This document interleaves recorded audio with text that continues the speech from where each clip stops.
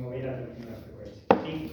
En el caso de la transformada de Fourier, para estos problemas siempre transformamos con respecto a la X. Esa es la variable independiente que nosotros vamos a mover a nuestro dominio de las frecuencias. ¿Okay? Así que tomando en cuenta eso, si yo transformo este término, en realidad la t no hace nada para fines de la transformada que estoy calculando y seguiría siendo una derivada con respecto al tiempo al cuadrado, solo que esta una de adentro se convierte en un output hecho. La x se mueve al dominio de las frecuencias, al tiempo no le pasa nada, porque el tiempo sigue siendo tiempo.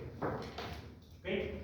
Menos c cuadrado veces, y ahora sí transformamos la x, la derivada con respecto a x, así que ahí sí hay que acordarse cuál es la fórmula de la transformada de Fourier para derivadas. ¿Cuál es la fórmula de transformada de Fourier para derivadas?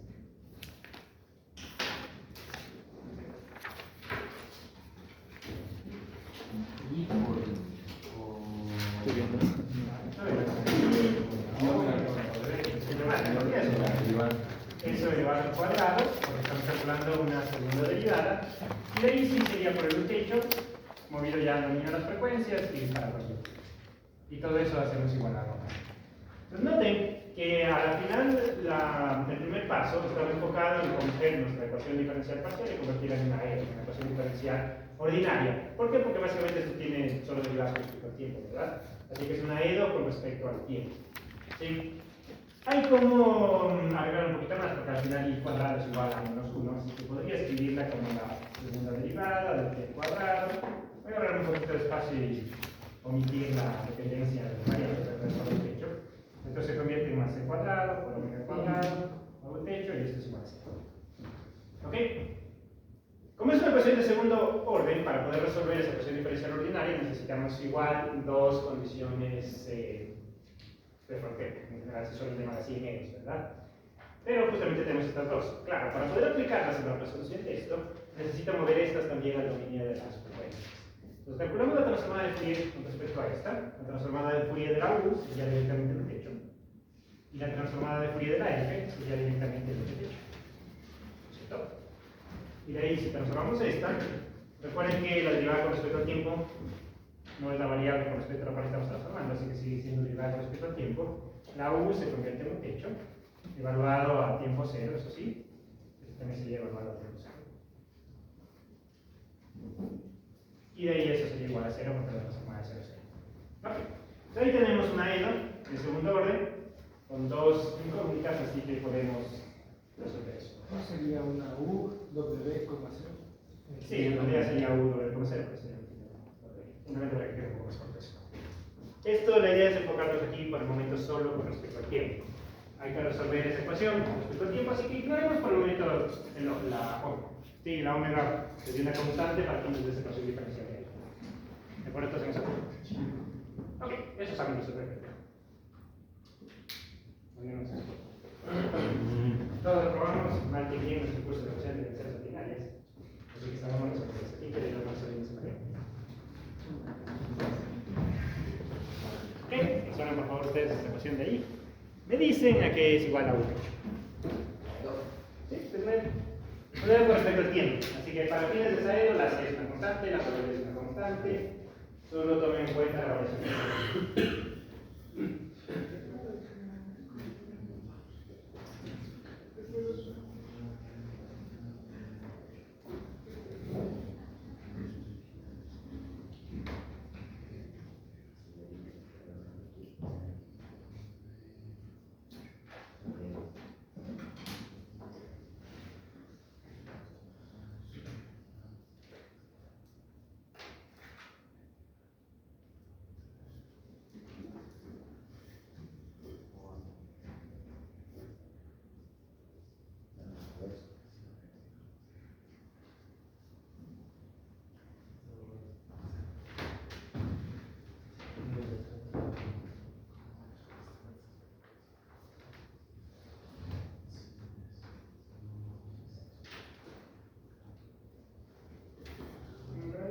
Segundo orden, ¿cuál sería la forma más allá?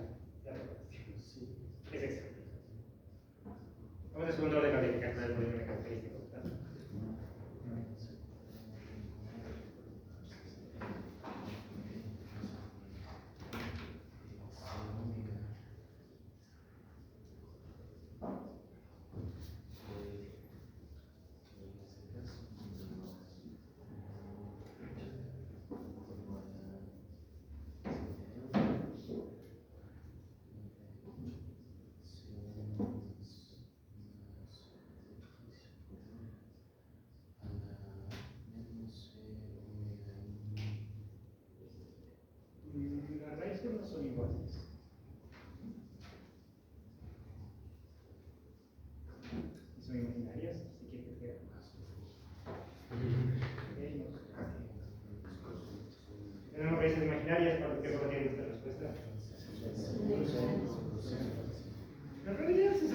las respuestas siguen siendo exponenciales, ¿verdad?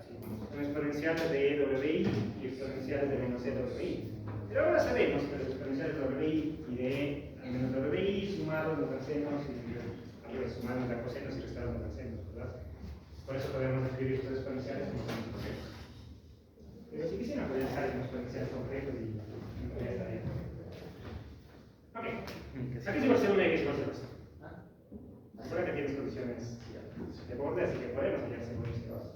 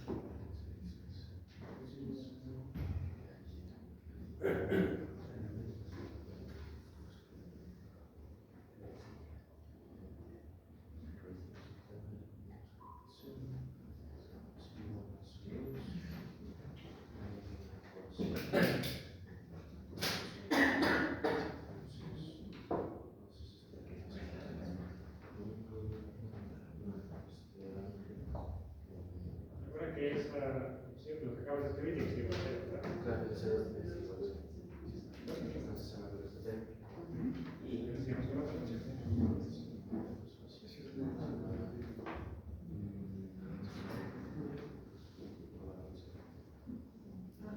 En realidad no es muy diferente a resolver problemas políticos.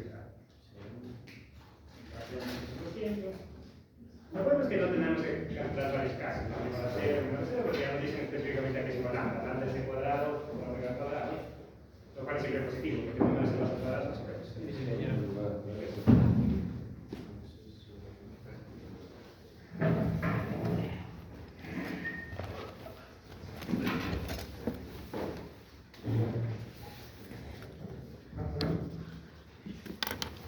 Ok, gracias.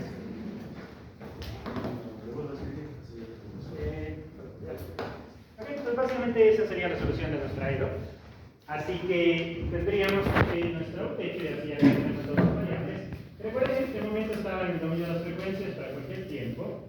Sería igual a C1, que como acabo de ver aquí, es básicamente f de omega, multiplicado por el coseno de c omega t, por el coseno de c omega t, nada más porque este término al 0 es igual a 0, así que este término acá se puede, ¿verdad? Y esa sería la solución, por lo tanto, de nuestro paso 1, que sería la solución de nuestra EDO. ¿Estamos de acuerdo en eso? Bueno, en realidad se supone que será el paso 2, resolver la EDO. Paso 2. ¿Y cuál es el paso 3? Ya tenemos la aunque estamos calculando la inversa porque hay que regresar al dominio de la X, ¿cierto? Tenemos una solución, pero esa solución está en el dominio de las frecuencias, ¿sí? Bueno, en algunos contextos, de hecho, a veces es suficiente con una solución en el dominio de las frecuencias, sobre todo si van a hacer análisis de señales, porque igual normalmente a lo que uno le interesa es tener el espectro de la frecuencia de su solución, ¿sí? Pero bueno, normalmente es útil regresar al dominio original en el que dio su función. Así que habría que calcular la inversa y obtener el dominio. Entonces, si hacemos eso, tendremos que nuestra u de xt, que sería la inversa del techo, tendría que ser igual a la inversa de esto. La forma más sencilla de invertir eso es básicamente utilizar convolución, no siempre, ¿sí? Noten que en particular si esto fuera una W, pueden hacer integración por partes, pueden poner la fórmula, pongamos los dos casos. En el caso número 1 sería que pongan la fórmula de 1 sobre los pi, la integral de menos infinito a infinito, del f de techo de omega multiplicado por el coseno de omega t, multiplicado por el exponencial de, aquí es positivo, y omega t de omega. ¿Ok? Bueno, no sería t, ¿verdad? Sería x, porque estamos calculando otras formas.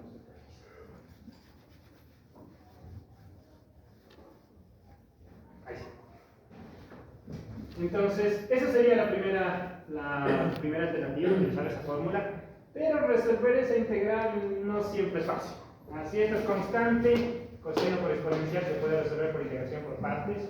Si esto es exponencial, puedo sumar estos exponenciales y de nuevo coseno por exponencial se puede resolver por integración por partes. Y si estos son delta de Dirac, podemos utilizar teorema registrado y se puede resolver. Pero fuera de esos casos, que son los mismos tres de siempre, en realidad es integral no resoluble. Así que, si falla eso, recuerden que la alternativa número 2, es decir, que nuestro u de xt es igual a la inversa de esto, que sería de regreso tal cual los datos que nos dieron, que sería f de x, ¿no? Y de ahí convolucionado, recuerden que no puedo simplemente multiplicarlo por la inversa de esto. Entonces, convolucionado por la inversa del coseno de c omega t. ¿Cómo calculamos la transformada de Fourier de inversa del coseno de c omega t?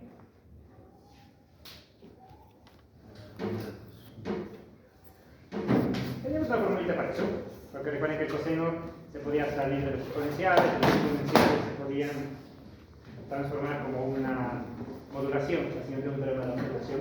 Pero bueno, en términos generales no tenemos que memorizarnos eso, tenemos básicamente nuestra tabla de transformadas de Fourier que es igual a la coseno, ¿verdad?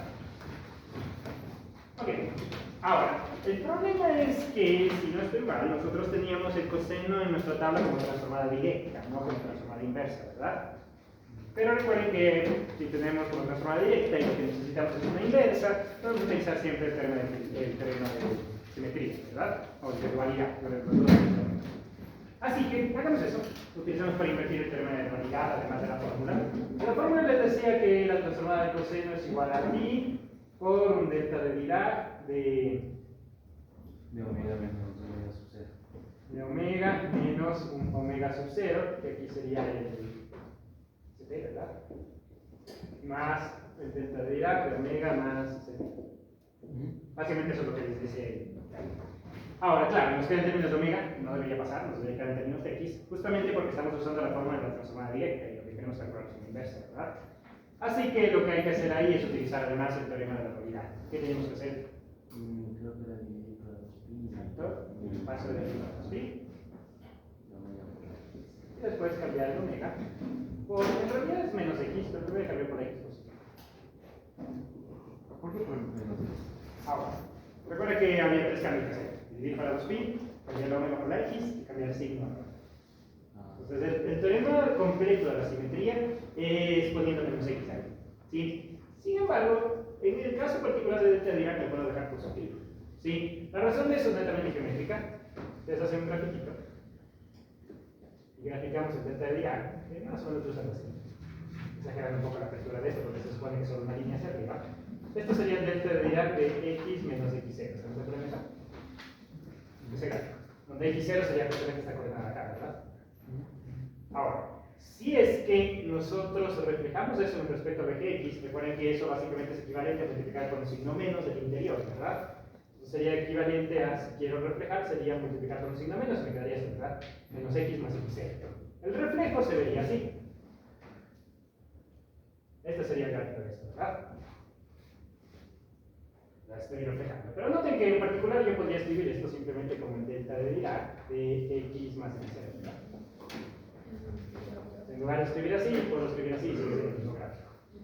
¿Sí? Entonces, básicamente por propiedad del delta de Dirac puedo no poner menos x, sino poner solo positivo. No pueden hacer eso con todas las funciones, porque todas las funciones se comportan así. Pero en el delta de Dirac sí, así que por eso no le pongo menos x, le pongo solo x positivo. Ahora pasemos solo. Ok. Así que se fue esto, se fue esto. Y de hecho podemos avanzar un poquito más en nuestra solución. Porque puedo escribir explícitamente que es igual a esta convolución de acá, ¿verdad? Recuerden que esa convolución por definición es una integral de menos infinito a infinito de f de...